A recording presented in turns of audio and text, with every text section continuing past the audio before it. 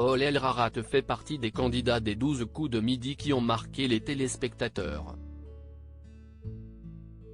Le jeune homme, âgé de seulement 23 ans, a fait l'unanimité notamment grâce à sa personnalité, ses connaissances et sa différence, le syndrome Asperger dont il est atteint.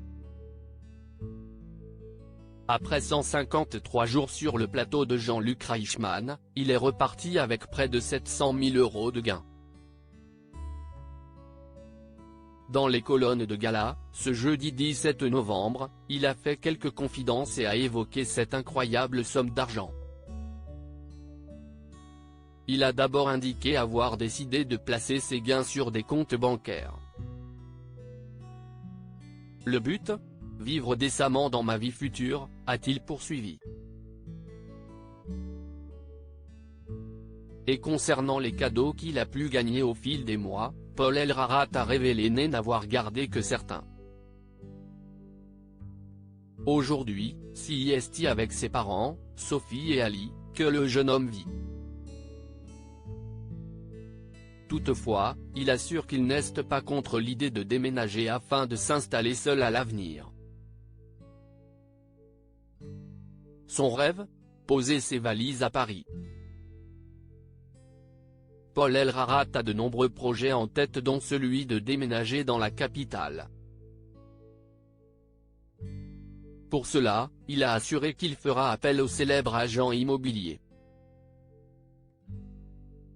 Je souhaite investir dans un logement, j'ai hâte de commencer les recherches, mais j'attends toujours les disponibilités de Stéphane Plaza, a-t-il révélé. Un projet qui lui tient à cœur mais pour lequel il ne semble pas être pressé. En effet, son quotidien chez ses parents lui convient très bien et CIST dans sa chambre qu'il passe la plupart de son temps. CIST l'endroit où je me sens le mieux, a-t-il poursuivi avant d'ajouter que son cocon familial m'apaise, me rassure. Une solitude que Paul Elrarat apprécie beaucoup. Je préfère ça plutôt que de sortir pour parler avec des gens qui, de toute façon, ne me comprendraient pas et me causeraient du tourment ou réveilleraient un sentiment d'agressivité en moi, a-t-il assuré. Concernant sa vie personnelle, le jeune homme a révélé ne jamais être tombé amoureux.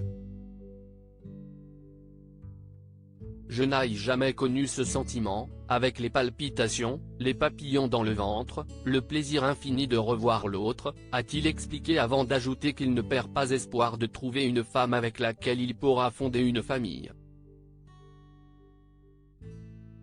Paul Elrarat, est-il toujours en contact avec Jean-Luc Reichmann ?